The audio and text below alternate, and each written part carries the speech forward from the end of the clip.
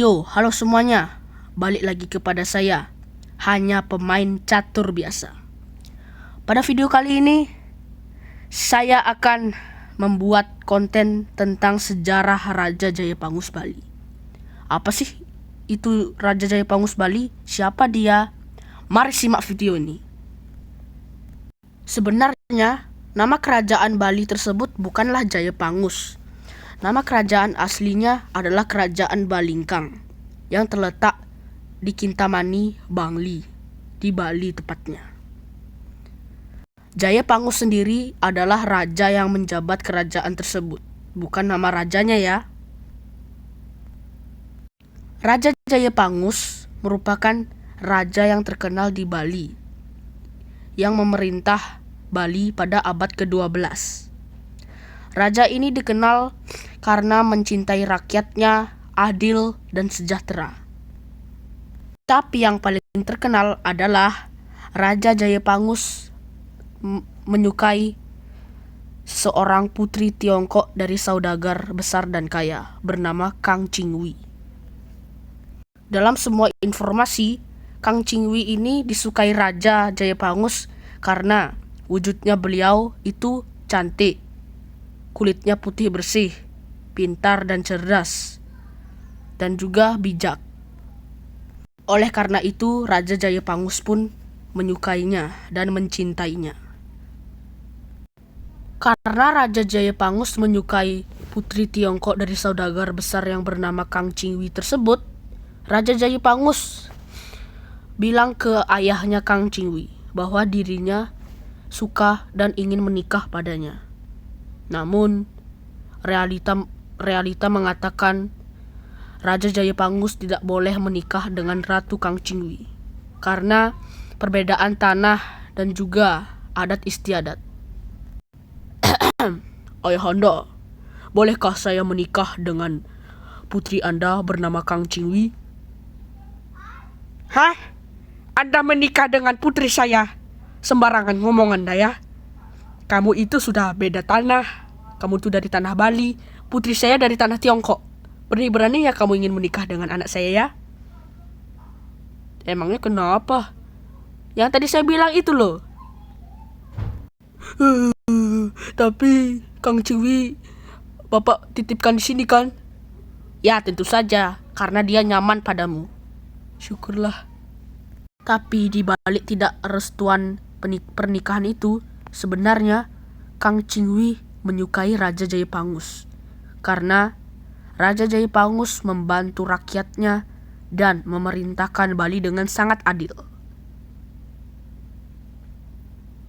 Ketika orang tua dari Kang Chingwi sudah pulang, Raja Jayapangus benar-benar sangat perhatian dengan Kang Chingwi. Jika ada penculikan, maka dialah yang pertama melawannya.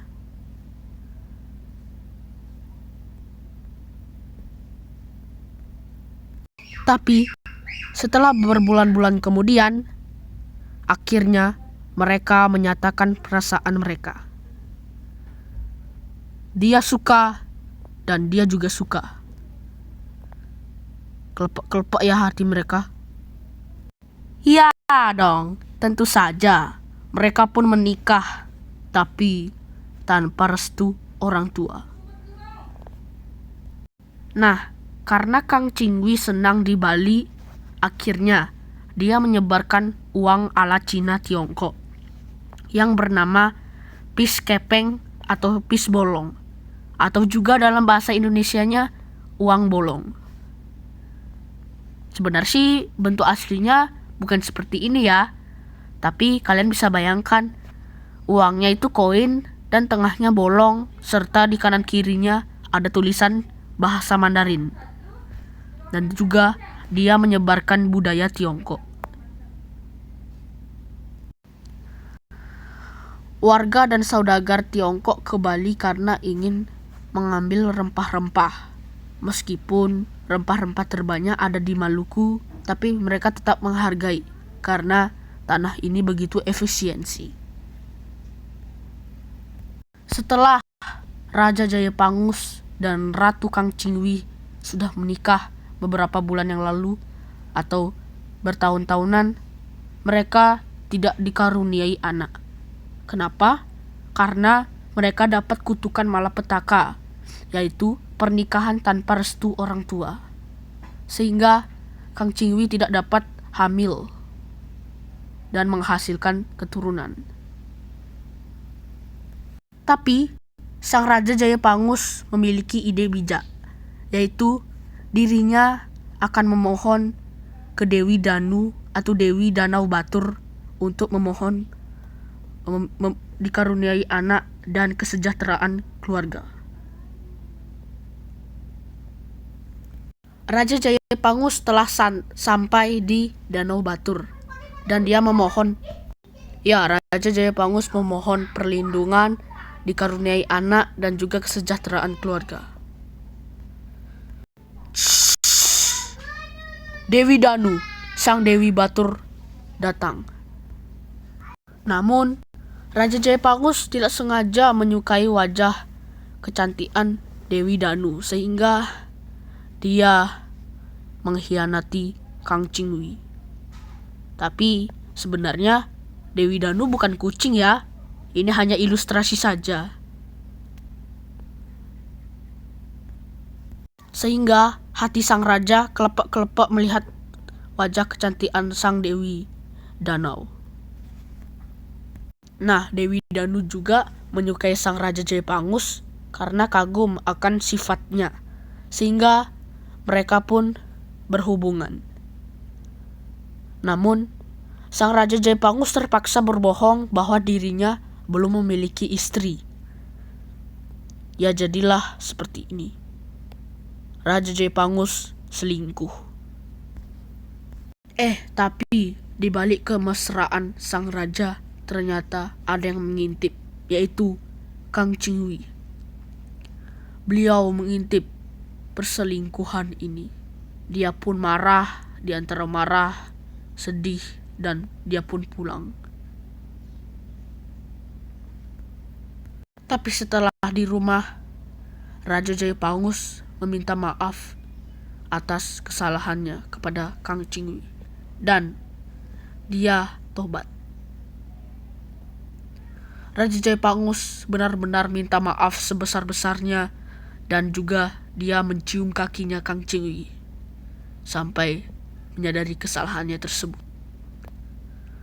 Tapi Kang Chingwi dia tidak memiliki dendam atau marah kepada suaminya dan dia memaafkan. Nah, Raja Jayapangus bersama Kang Chingwi memiliki ide, yaitu jalan-jalan di alun-alun termasuk ke Danau Batur untuk bersenang-senang atau sekedar jalan santai. Nah, pas di tengah jalan-jalan, gak sengaja Dewi Danu melihat Raja Jayapangus bersama cewek lain. Sehingga Dewi Danu pun marah dan mengutuk mereka berdua, terutama Raja Jayapangus. Raja Jayapangus melihat Dewi Danu dan ingin menjelaskan semuanya. Tapi nama juga takdir dipotong. Maaf. Aku bisa jelaskan. Tidak. Kau itu jahat. Kau pengkhianat. Nah, Kang Chingwi yang gak tahu apa-apa, dia bingung. Loh, kenapa suaminya minta maaf ke seorang Dewi? Apakah ada yang salah dengan kemarin? Begitu. Tanpa berlama-lama lagi, Dewi Danu pun mengutuk Raja Jayapangus. No, tidak. Dan Raja Jayapangus dikutuk dan berubah wujud. Raja Jayapangus dikutuk dan wujudnya seperti ini. Wujudnya benar-benar mengerikan, yaitu tubuhnya raksasa, kulitnya hitam legam, giginya taring, matanya melotot, memiliki rambut panjang dan juga kumis yang panjang. Tapi di dalam cerita sebenarnya Raja Jepangus tidak memiliki kumis. Tapi saya menambahkannya ya karena tidak ada gigi taring ya, hehe. Kang Cingwi marah kepada Dewi Danu. Suaminya dikutuk. Hei! Kang Cingwi marah dan membuat Dewi Danu sangat marah. Bahkan, lihat itu di kepalanya ya. Kang Cingwi pun dikutuk.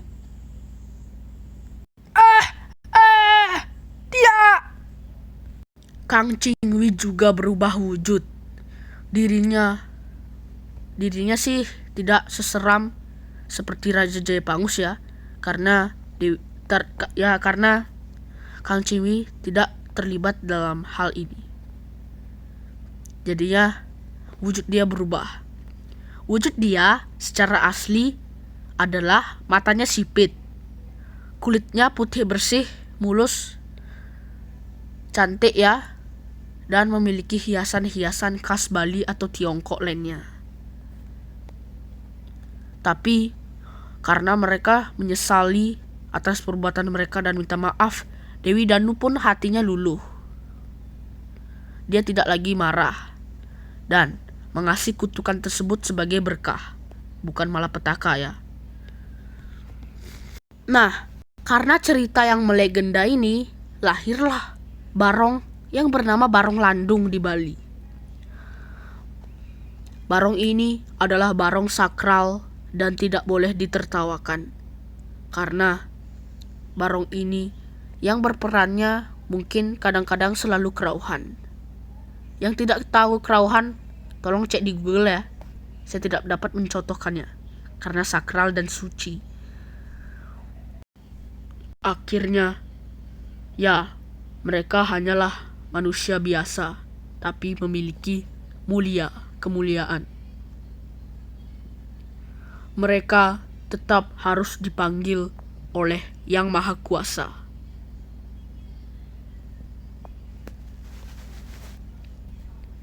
Saya memiliki amanat untuk kalian. Jas merah, jangan sekali-sekali melupakan sejarah. Ya, terima kasih telah menonton video ini. Semoga bermanfaat ya bagi kalian yang menonton.